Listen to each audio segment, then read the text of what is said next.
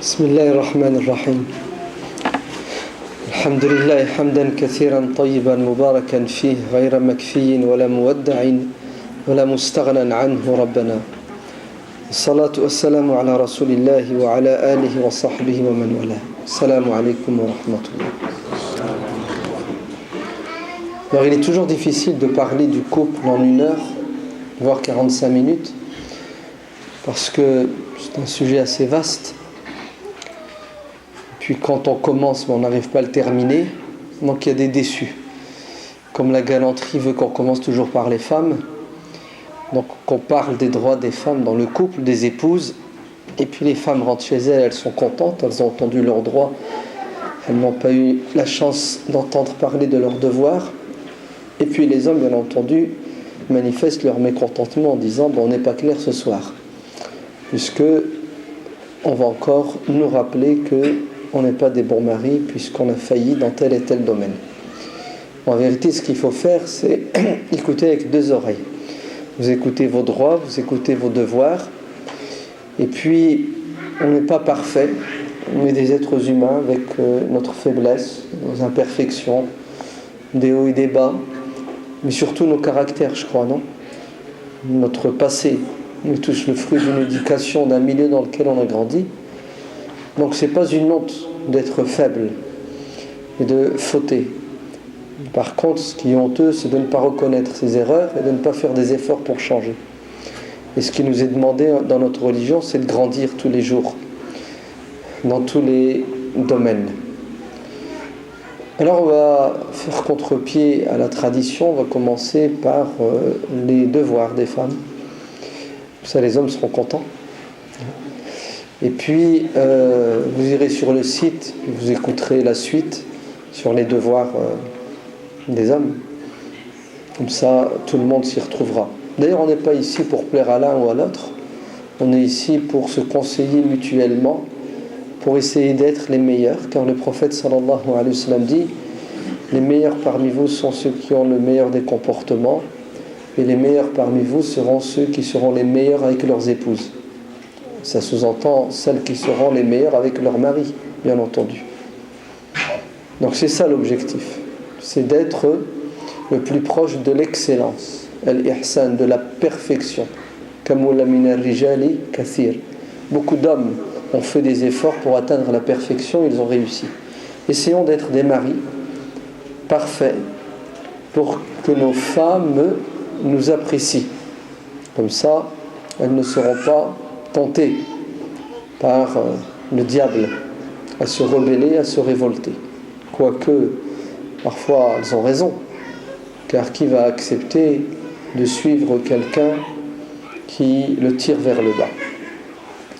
Dieu dit dans la sourate Al-Ahzab, les coalisés. Ya ayyuhan nabiyyu qul li azwajika إن كنتن تردن الحياة الدنيا وزينتها فتعالينا أمتعكن وأسرحكن سراحا جميلا. Dans cette sourate, dans ce passage en particulier, Dieu nous parle d'un couple, le couple prophétique. On a de la chance, alhamdulillah, le dernier des prophètes de l'islam, Muhammad sallallahu alayhi wa sallam, était marié. Donc, on a un exemple à suivre. Le prophète avait des épouses. Ces femmes étaient des êtres humains, avec leurs faiblesses, leurs imperfections, avec leurs envies, avec leurs défauts. Et c'est Dieu qui veut ça, c'est-à-dire c'est Dieu qui veut qu'il y ait des problèmes dans le couple prophétique pour que nous sachions nous comment résoudre le problème, parce qu'il doit être un modèle dans tous les domaines. Ainsi, il y aura des disputes. Aïcha radiyallahu anha rapporte, le hadith dit que le prophète sallallahu alayhi wa sallam a dit à son épouse Aïcha Je sais quand tu es satisfaite de moi et je sais quand tu es en colère. Quand tout va bien, tu jures en disant je jure par le Dieu de Mohammed. Et quand ça ne va pas entre nous deux, quand il y a des disputes, tu jures en disant le Dieu d'Ibrahim. Je jure par le Dieu d'Ibrahim. Et Aïcha dira c'est vrai prophète. Effectivement, je me mets juste en colère contre ton nom, que je ne cite plus, et non pas contre ta personne. Ahjuru ismak. Ce hadith authentique prouve que, eh oui, le prophète a eu des soucis dans son couple. Il a des soucis avec qui? Avec Aïcha. Amr ibn al-As questionne le prophète sallallahu alayhi wa sallam et lui dit Ya Rasulallah, quelle est la personne que tu aimes le plus? Et de manière spontanée, le prophète dit Aïcha. Aïcha, mon épouse. Amr lui dit prophète, je te parle des hommes. Quel est l'homme que tu aimes le plus? De manière spontanée aussi, il lui a dit son père, Abu Bakr. Très bien. Et après Abu Bakr, Omar. Et Amr va arrêter car il avait peur d'être trop bas dans la liste. Ce hadith prouve que le prophète aimait Aïcha, n'est-ce pas? Mais ça n'empêchait pas que parfois c'était la dispute avec Aïcha. Donc, on part du principe que c'est pas parce qu'on est marié et qu'on s'aime qu'on ne se disputera pas. La dispute, la mésentente sont des choses inhérentes à la vie de couple. Ce qu'il faut faire, c'est apprendre à gérer la divergence, la dispute et la mésentente. Un jour, le prophète sallallahu alayhi wa sallam est en dispute avec sa femme. Et Abu Bakr, son beau-père, à ce moment-là, entre et le prophète l'invite à servir de médiateur. Bon, tu tombes bien, il y a Abu Bakr, j'ai un petit souci avec ta fille, mon épouse, est-ce que tu veux bien intervenir? Il lui a dit bien sûr. Et Aïcha dit vas-y, parle le premier. Elle dit ça au prophète alayhi salam et ne dit que la vérité. Bon, autrement, parle mais ne mens pas. C'est ça? Comme si le prophète pouvait mentir. Non, c'est pas une insulte. Non, le prophète n'a pas pris la chose de cette manière. Je sais très bien qu'il en discute avec elle, et quand on est sous la colère, ou quand on est déçu, on a des propos, on tient des propos et des comportements déplacés. Et généralement, ils ne sont pas l'expression de ce qu'il y a dans le cœur. C'est plus l'émotion.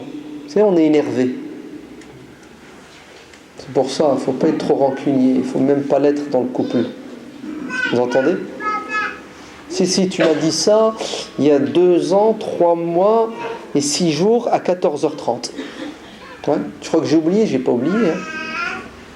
Si, tu as oublié que quand je te l'ai dit, c'est parce que c'était mon anniversaire. L'anniversaire de notre mariage. Et tu n'as même pas pensé à mettre en évidence ce jour-là. Alors, j'étais sous l'effet de la colère. Vous avez vu, le prophète alayhi salam, il ne tient pas compte de ce que sa femme vient de lui dire. Par contre, Abu Bakr, lui, il a pris la chose à la lettre. Il a voulu lui tordre le cou en lui disant mais t'as pas honte, ya Aïcha, tu insultes le prophète. Et elle a dû rechercher refuge auprès de qui? Auprès de son mari. Vous vous rendez compte? Elle en dispute avec lui, mais ça reste quand même son mari. Vous avez vu? C'est-à-dire une femme, même si elle te fait la tête, même si elle te prend la tête, t'inquiète. Dès que ça commence à partir en vrille, hop, elle n'a qu'une personne à qui s'accrocher, c'est toi. Ouais. Parce que les liens entre un homme et une femme sont tellement forts que il faut l'intervention du diable pour les casser. Mais si vous arrivez à vous débarrasser du diable, à rester humain, il y aura des hauts et des bas, mais généralement ça restera vivable, même agréable plutôt. Va-t'en, lui dit le prophète alayhi salam. Un médiateur ne prend pas parti d'une, de deux, il n'agit pas avec la force et la violence. Abu Bakr s'en alla. Et Aïcha et le prophète alayhi salam ont fait la paix. Vous avez vu? Pourtant c'est le prophète. Dites-moi, qui c'est qui avait tort? Aïcha ou le prophète alayhi salam?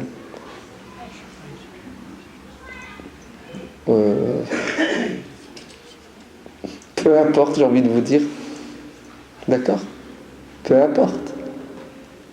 Et vous ne pouvez pas vous imaginer que ce soit le prophète, c'est ça? Oui, bien sûr. Tout le respect, tout l'amour que nous devons au prophète, on ne peut pas dire le prophète a tort. D'accord? Mais bon, qu'est-ce qui s'est passé? Allah alam, je veux dire, on ne sait pas.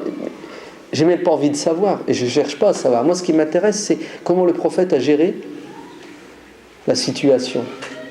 Il n'a pas utilisé la violence, il a utilisé le dialogue, ouais, personne étrangère pour tempérer. Et puis une autre fois, quand Abu Bakr reviendra pour leur rendre visite, ben, il les trouvera dans une situation où tout va bien. Et là, il leur dira, mais écoutez, vous m'avez fait participer à votre dispute, faites-moi participer à votre paix et entente.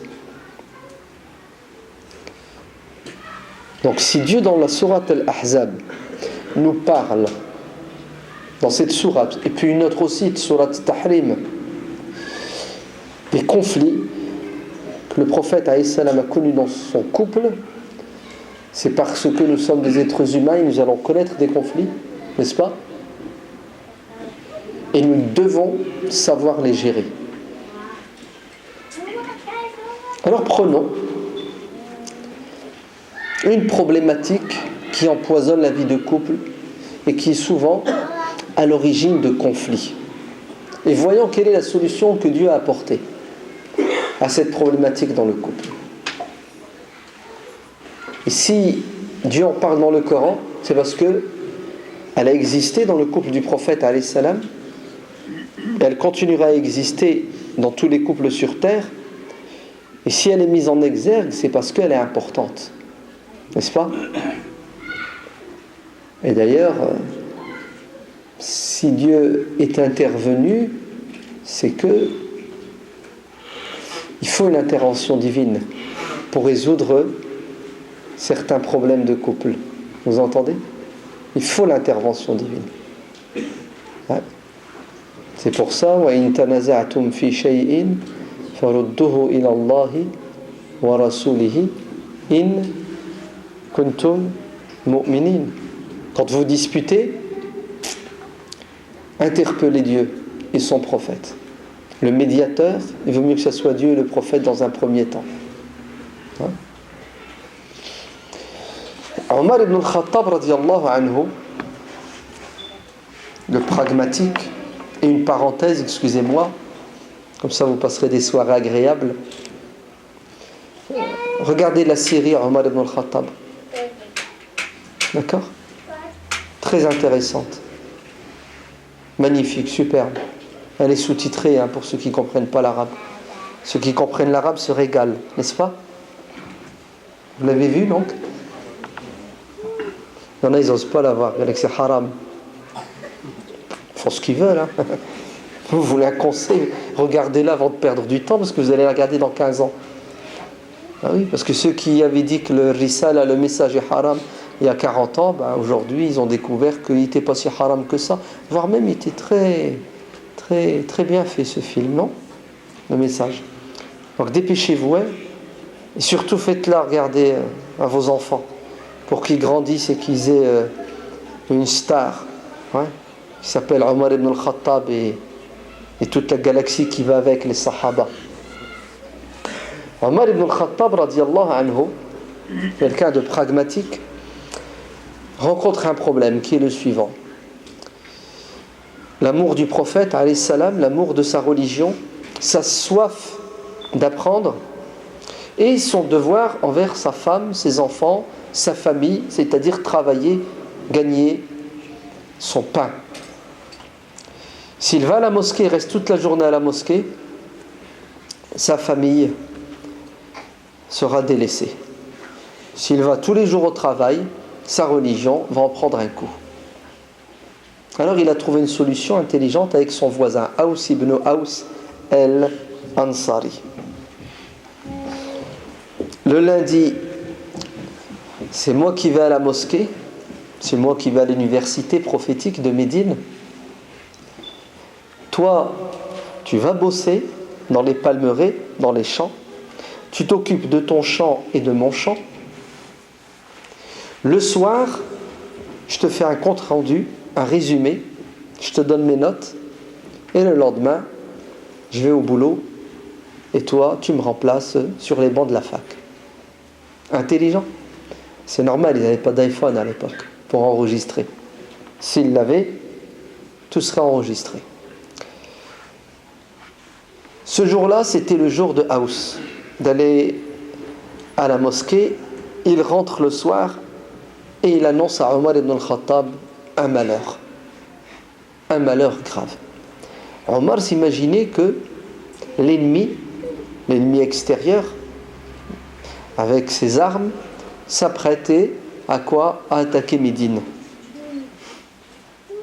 Et Aws lui dit non, pas du tout, c'est pire que ça. Il lui dit quoi donc? Il lui dit le prophète sallallahu alayhi wa sallam a divorcé de ses épouses. C'est pire que quoi? Que une attaque militaire extérieure. Le couple prophétique est en implosion. Vous savez ce que ça veut dire? Ça veut dire les hypocrites et les ennemis de l'islam vont se faire un malin plaisir de relier l'information sur toutes les chaînes publiques et privées, tous les sites pendant des heures, pendant des jours, pendant des mois, en disant tiens, celui qui nous faisait la morale là, hein, qui nous donnait des leçons, regardez, il ne sait même pas tenir sa famille. D'ailleurs, ils l'ont déjà fait, je crois, non? Avec une de ses épouses, Aïcha, lorsqu'ils l'ont accusé d'adultère. Vous voyez comment ils se sont frottés les mains pendant des jours et des jours? À nouveau, il a fallu une intervention coranique pour détruire leur stratégie satanique, médiatique, qui a pour objectif de faire une pression psychologique sur les musulmans afin qu'ils quoi? Qu'ils renient leur religion. Ils s'attaquaient toujours à la personne du prophète en tant que représentant de l'islam et de son message. Le prophète n'a pas le droit à l'erreur. Il doit être au top parce qu'il est dans le collimateur. Vous entendez, chers frères, chères sœurs musulmans? Vous vous plantez, c'est une porte ouverte aux microbes médiatiques qui vont récupérer votre erreur, votre faiblesse pour salir l'islam tout entier. Ouais. Deux adolescents en Syrie, des islamistes terroristes. Avant, on avait peur de ceux qui avaient des barbes, mais ils n'ont même pas de barbe. Ils sont imberbes, ils ont 16 ans, vous vous rendez compte? On n'est pas clair, hein? Ils peuvent nous péter au visage au collège, au lycée. Vous comprenez? 5 millions de chômeurs, c'est rien. Ça ne nous expose pas au visage, 5 millions de chômeurs. Ouais. Les catastrophes dans notre société, c'est rien. Ouais. Les nouvelles théories qui passent, tout ça, c'est rien. Soyez intelligents. Hein. Toujours avoir une analyse, écoutez bien, à la lumière de la parole de Dieu. Ouais. Comme ça que nous analysons, nous musulmans. D'abord, ce que Dieu ait dit et son prophète. Hein? Avant d'interpeller un politologue spécialiste de la géopolitique. Non. Voyons le Coran, qu'est-ce qu'il dit? Qu'est-ce qu'il dit à propos de ses forces? Et ça, les compagnons le savaient, le comprenaient. Catastrophe, le prophète alayhi salam a divorcé. Mon Dieu, quel plaisir vont se faire les hypocrites à nouveau et les ennemis de l'islam. Celui qui donnait des leçons, soyez de bons maris, soyez de bonnes épouses, regardez. Omar ibn al-Khattab radiallahu anhu ne peut pas rester les bras croisés tout de suite. Il met son manteau et il court vers le centre-ville où se trouve la mosquée du prophète alayhi salam, car il habitait à la périphérie. Et quand il arrive à la mosquée, effectivement, c'est la panique partout. Ça se voit sur le visage des compagnons. Silence. Omar veut rencontrer le prophète alayhi salam. Il cherche à le voir, à le rencontrer. Et vous savez tous que Omar a une sœur qui s'appelle Hafsa. Elle est l'épouse du prophète sallallahu alayhi wa sallam. Et il voit sa fille. Il lui dit, alors qu'est-ce qui se passe? Le prophète a divorcé de vous? Elle a dit, il est là. Il ne nous parle plus. Il y a quelque chose de grave. Omar va demander une audience. Il veut rencontrer le prophète sallallahu alayhi wa sallam. Au début c'est difficile. Et à la fin le prophète lui autorise à rentrer. Et il lui dit, ô messager de Dieu, si tu as un problème avec tes épouses, on est à tes côtés, on va t'aider. Tu dis à Abu Bakr de s'occuper d'Aïcha, moi je m'occupe de Hafsa, ok, on va leur donner une bonne leçon, et puis tout va rentrer en ordre. Bon, il a dit avec ses mots et ses métaphores, ok, je vais lui tordre le cou, tout ce qu'il faut. Et le prophète sallallahu alayhi wa sallam, qui était... qui exprimait une certaine tristesse, va sourire. Et Omar est content, car il a un peu apaisé les choses. Non, ya Omar, c'est pas avec les gifles qu'on règle les problèmes. C'est pas avec la violence physique qu'on règle les problèmes dans le couple. Ok? Vous avez entendu les hommes? Les femmes plutôt, non? Tu me diras. Il y a les deux, non? Non, il n'y a pas une association d'hommes battus? Si, ça existe. Ça existe. Vous savez comment ça fait rire, subhanallah? Quand on dit un homme battu, tout le monde rigole. Une femme battue, on rigole pas. Vous savez que c'est normal que la femme se fasse battre, et c'est pas normal que l'homme se fasse battre. Bon, les deux, c'est pas bien, on est d'accord. Et vous savez, la culture, c'est une éducation. C'est une éducation. Bref, ya Omar, c'est pas comme ça qu'on va faire. Comment on va résoudre le problème? Le prophète, sallallahu alayhi wa sallam, va mettre ses épouses en quarantaine. C'est-à-dire, écoutez bien, on discute, on dialogue, on essaie de trouver un terrain d'entente. Et quand on n'y arrive pas, à un moment donné, il faut prendre ses distances. Il faut arrêter de discuter, il faut calmer les esprits. Chacun dans son coin, tu réfléchis, tu te remets en question, tu essaies de trouver de nouvelles pistes. Mais ça ne sert à rien de rester sous tension. Parce que justement, les nerfs, la posture de colère aggrave les choses. Effectivement, c'est ce qui va se passer. Le prophète sallallahu alayhi wa sallam, pendant un mois, 29 jours exactement, il va mettre en quarantaine ses épouses, et lui-même va subir. Il leur laissera le temps de réfléchir, de se remettre en question. On connaît la valeur d'une personne quand elle nous quitte et quand elle s'éloigne de nous. C'est quoi ce problème qu'il y a eu dans le couple du prophète alayhi salam? C'est le verset que je viens de vous réciter. Ya ayyuhan nabiyyu qul li azwajika in kuntunna turidna al-hayata ad-dunya wa zinataha. Ô prophète, dis à tes épouses, si vous tenez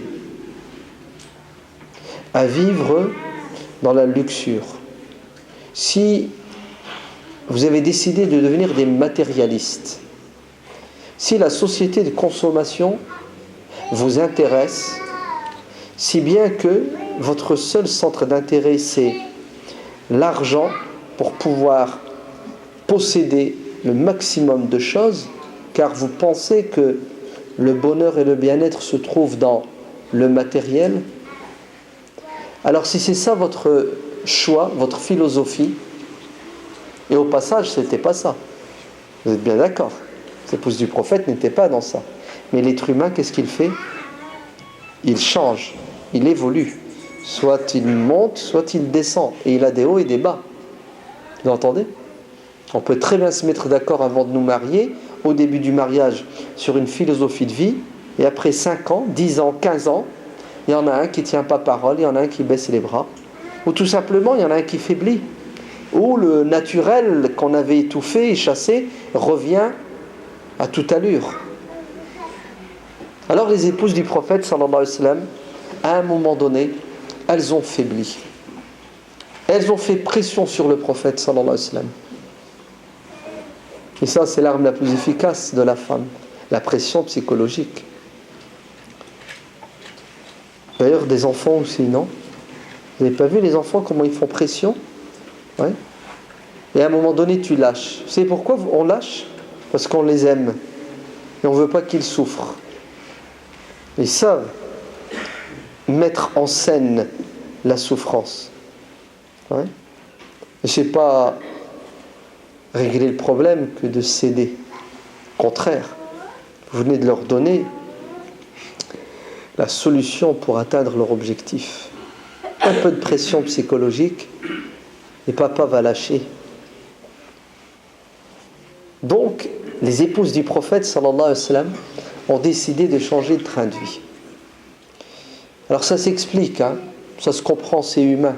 Qui parmi nous n'aime pas l'argent? Vous aimez l'argent d'un amour éperdu. Innahu li hubbil khayri la shadid. Parce que l'argent, c'est le moyen pour atteindre la jouissance. Zuyina linnasi hubbu shahawati minan nisa'i wal banina wal qanatiri al munqantarati min al-zahabi wal fiddati wal khayli al musawwamati wal an'ami wal harti. Et la liste est longue, hein, n'est-ce pas? Voilà, c'est dans la nature de l'homme. Mais vous savez très bien que la problématique, c'est de dépasser les limites. Vous entendez? C'est toujours ça le problème de l'homme. Tilka hududullah fala ta'taduha. Dieu nous a mis des limites. Il ne faut pas les transgresser. Sinon, tu vas te payer un PV. Tu vas perdre des points. Dans la vie de couple, il y a des limites. Quand l'un des deux ne veut plus respecter les limites, il y a un déséquilibre qui se crée. Un déséquilibre psychologique, sentimental, matériel. Et quand il y a le déséquilibre, c'est le début de la chute. Il y en a un qui va tomber et qui va entraîner avec lui le reste, son conjoint et la descendance. C'est pour cela, notre religion, c'est la religion du juste milieu, la religion de l'équilibre. Ne dépensez pas sans limite, ne soyez pas radins, mais restez au milieu.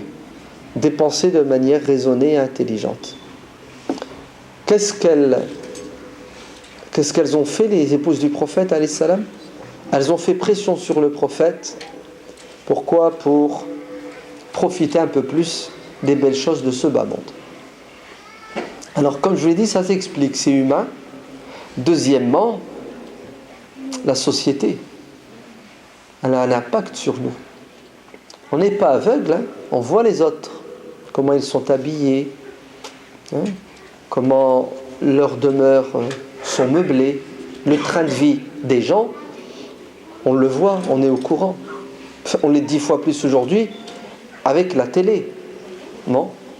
Ne croyez pas que regarder une série n'a pas d'impact sur nous au niveau de la conception même de la vie. D'ailleurs, qui c'est qui finance les films et les séries, à votre avis? Ce sont ceux qui tiennent le business et le commerce.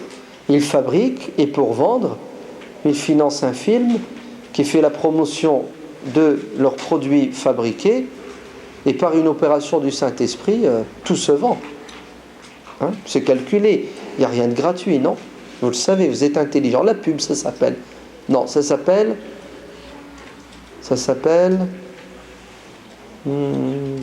Alors, comment on va l'appeler ce truc? La manipulation des cerveaux. C'est ça? Ça s'appelle du... Et dans les sectes, comment on dit? Du neuromarketing. Du formatage. Du conditionnement. Ça s'appelle l'arnaque du siècle, tout simplement. Wallah al-Adim, c'est une arnaque, mais tu ne peux pas savoir. Elle est terrible. Et ça marche. On est en plein dedans là, vous n'avez pas vu? Les soldes. Les soldes d'hiver. Les soldes d'été. Les soldes de printemps. Les soldes d'automne. Les soldes à l'occasion de la fête des pères, des mères, des enfants, des grands-mères. Il ne reste plus que les soldes à l'occasion de la fête des chats et des chiens. Rigolez pas, ça arrive. Ça arrive. L'objectif, il est toujours le même. Vous savez lequel?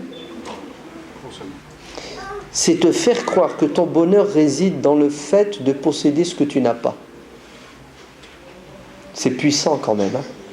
Tu cours après un mirage. Tu as soif, une soif virtuelle, créée de toutes pièces. Et tu as des mirages, et tu cours derrière ces mirages-là. Le prophète sallallahu alayhi wa sallam dit Laysa al-ghina katratil al-arad. La richesse ne consiste pas à posséder. La richesse, c'est la richesse de l'âme. C'est-à-dire le fait que tu sois au-dessus de la mêlée. Ces choses-là ne t'interpellent pas. La dunya, elle est belle, elle est attirante. C'est une sirène. Ouais. Mais tu as mis des boules, qui est, c'est ça, dans tes oreilles. Tu n'entends pas la voix de la sirène. Elle ne peut pas t'avoir. La pub, tu ne la regardes pas. Tu ouvres la boîte à lettres, tu prends la pub, tu la jettes à la poubelle. Direct. Tu ne cherches même pas à savoir.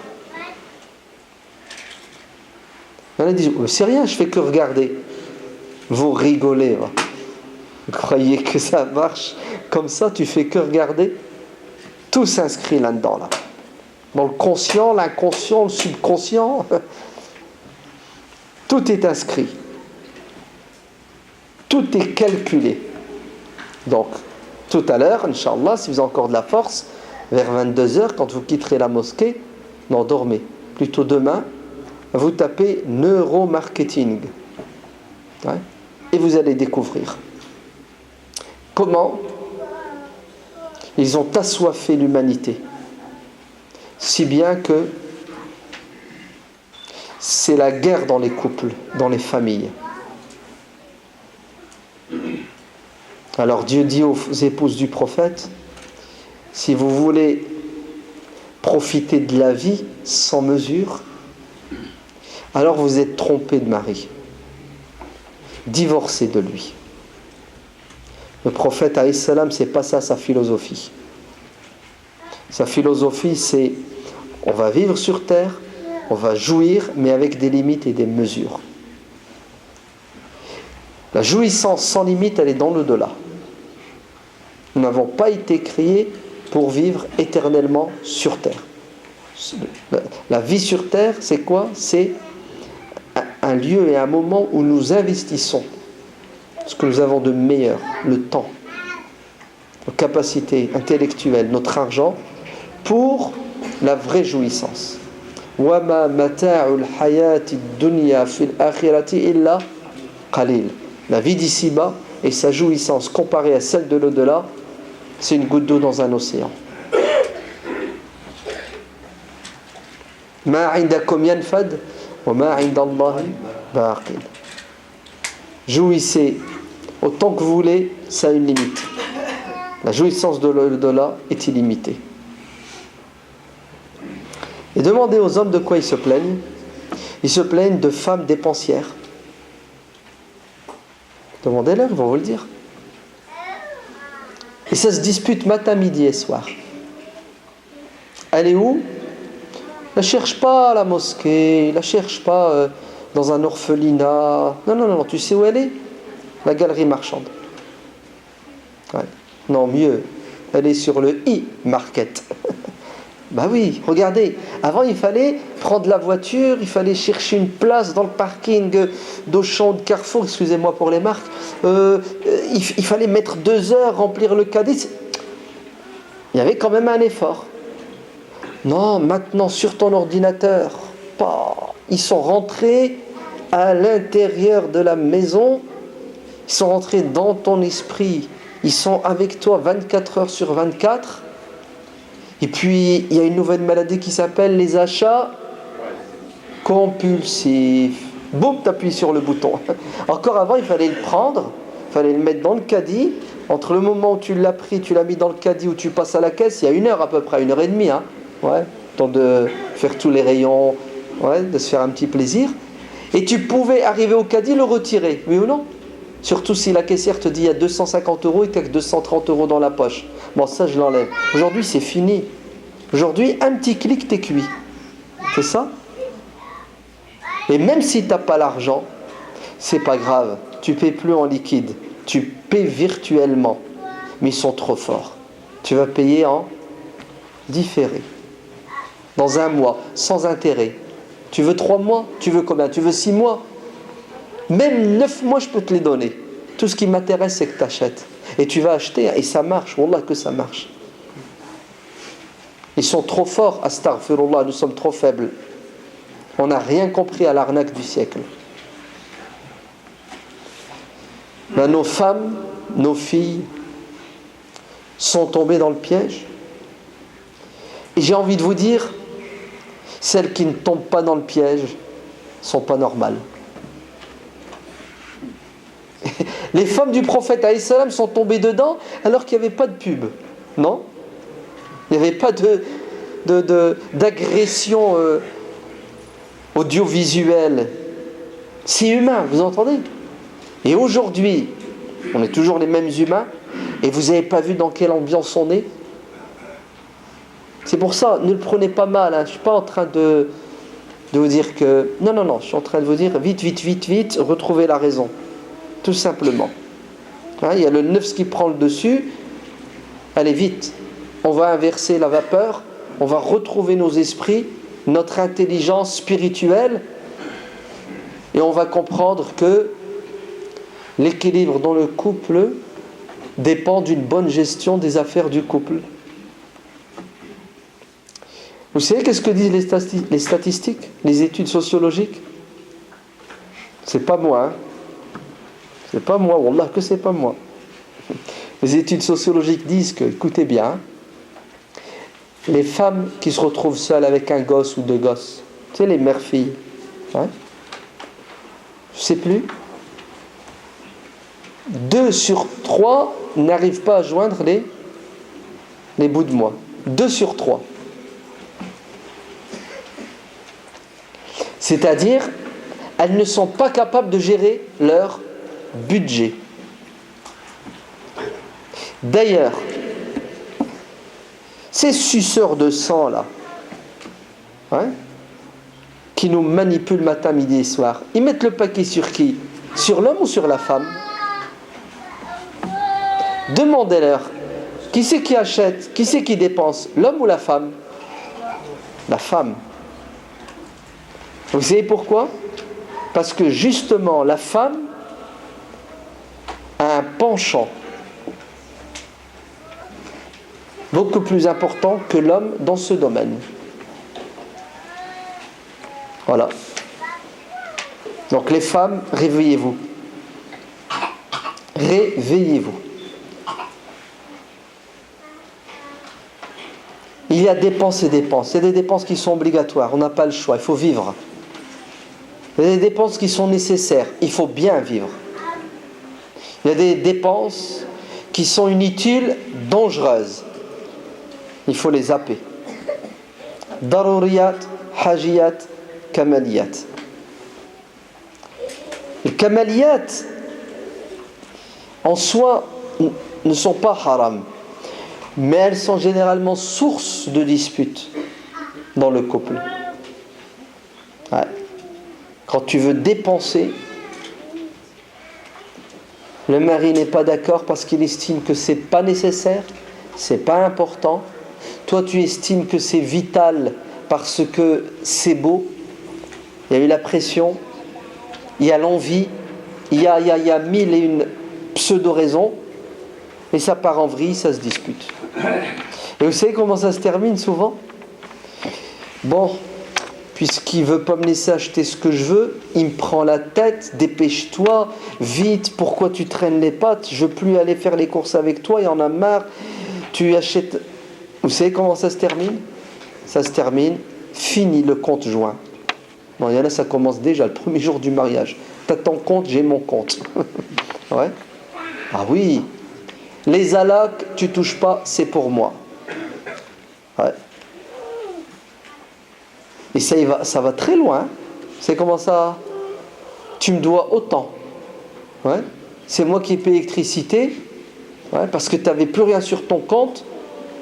Tu me dois 150 €. Regardez la vie de couple, ce qu'elle est devenue. On a à la maison maintenant des comptables. Non, des experts comptables.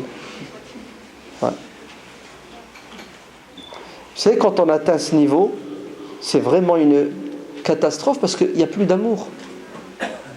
Ah oui. Tu vaux 150 € ce mois. Les 150 €, tu ne me les rends pas, c'est la guerre, c'est l'enfer. Qu'est-ce qu'ont demandé les femmes du prophète alayhi salam? Elles n'ont pas demandé l'impossible. Non, astaghfirullah. Elles n'ont pas demandé ce qui sort de l'entendement et de la raison.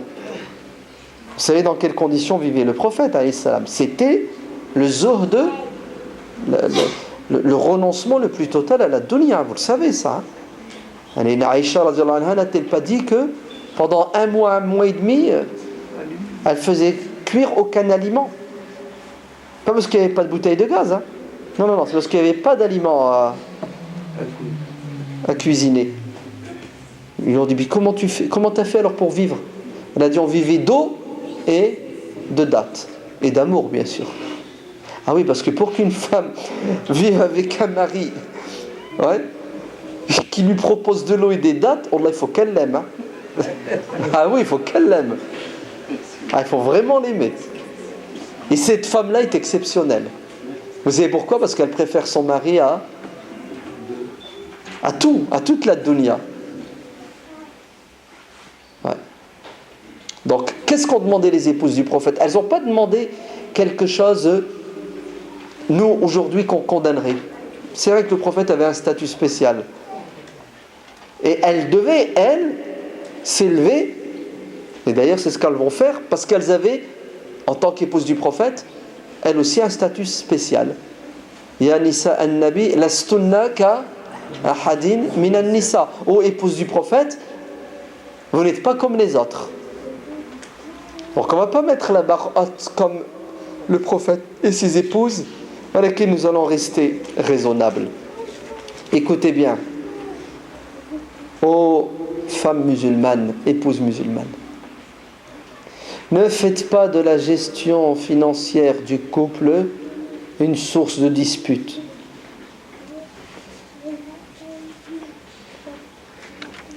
Votre mari n'a pas de prix. L'or du monde ne peut pas le remplacer. Wallah, la paix s'achète. Comment? Je vais entrer en guerre avec mon mari à cause de 100 €, à cause d'un achat que je n'ai pas pu faire? Demandez aux hommes, ils sont là. Ouais. Franchement, vous ne trouvez pas que la meilleure des épouses, c'est celle qui, elle ne demande rien, elle ne dépense rien. Regardez, ils rigolent tellement ils sont contents, heureux.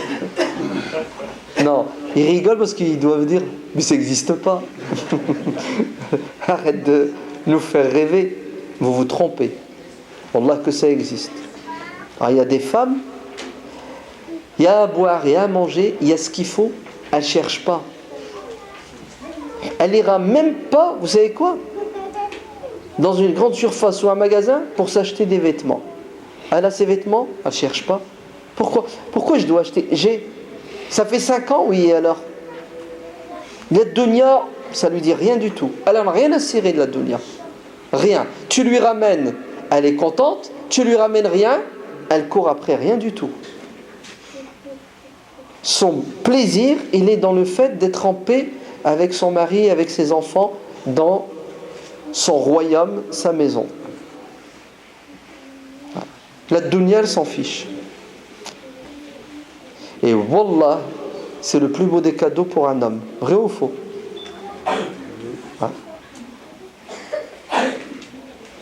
Si vous saviez le nombre de divorces, à cause de quoi? À cause des biens matériels, des plaisirs matériels. Regardez ce que Dieu dit dans le Coran. Ya ayyuhan nabi, ô prophète, dis à tes femmes. Vous avez vu l'intervention? Il y a des problèmes de couple dus à quoi? Au matériel. 29 jours de quoi? De quarantaine. Et le Coran intervient. Dieu intervient avec des versets du Coran. Donc vous avez vu que la solution, c'est quoi? C'est de revenir au Coran. Et qu'est-ce que Dieu dit aux épouses du prophète? Vous allez vous calmer. Stop la dunya. Ne courez pas après.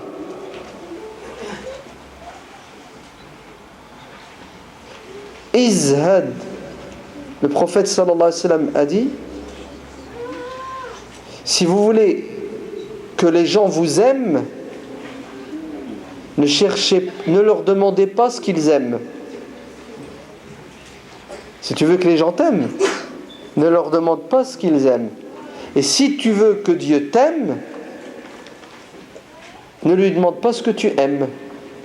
La dunya. Ouais. Le zuhd, le fait d'être désintéressé, c'est la richesse par excellence et c'est la paix de l'âme. Dis à tes épouses, si vous voulez la dunya sans limite, alors vous avez le droit, hein, mais il y a un prix, le divorce. C'est un choix. Le prophète, le paradis sur terre, hein, le paradis. Allez, on va se parler franchement. Wallah, même si tu as 2000 € sur ton compte, 3000 € tous les mois, open, 4000 € de découvert, t'achètes tout ce que tu veux. Tous les jours, tu reviens avec 3-4 sacs. Wallah, si le soir, ton mari te tourne le dos, ma soeur, tu pleures. Mais s'il tourne le dos une semaine, 1 mois, 2 mois, 1 an, ah oui, ça existe. Hein. Il y a même les femmes, vous savez ce qu'elles vivent? Elles vivent un truc terrible. Le mari dort dans le salon, elle dort toute seule dans la chambre. Là, c'est la catastrophe. Attends, vous vous rendez compte, on est mariés et on est devenus des colocataires. On se croise dans le couloir, dans la cuisine. L'or du monde, tu es prête à le donner pour que l'échange reprenne. Et alors pourquoi? Pour quelques grammes d'or, tu sacrifies ce bonheur qui est une relation de couple basée sur la confiance, sur l'amour, sur le respect mutuel, sur l'entente. À votre avis, les épouses du prophète ont choisi quoi? Le prophète avec son train de vie, la privation, ou le divorce et la jouissance sans limite? Le prophète alayhi salam, quand il a reçu les versets du Coran, il est parti les réciter à ses épouses pour qu'elles fassent le choix. Il a commencé par Aïcha. C'est ce que lui a dit Aïcha. Il dit: prophète, c'est bon. Ma réponse c'est: pardon, excuse-moi, je recommencerai plus. Je préfère Dieu, son prophète et l'au-delà Donc je vais me sacrifier, je vais patienter, mais je te demande un petit service quand même, prophète. Ne dis pas à tes épouses quel a été mon choix. Entre guillemets, j'espère qu'elles vont choisir la dunya.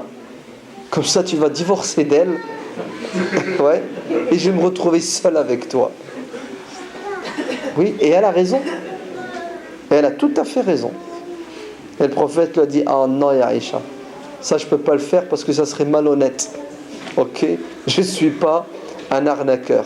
Et le prophète a fait le tour de ces femmes et à l'unanimité, elles ont toutes choisi de ne pas succomber une seconde fois au piège du matérialisme qui détruit la vie de couple.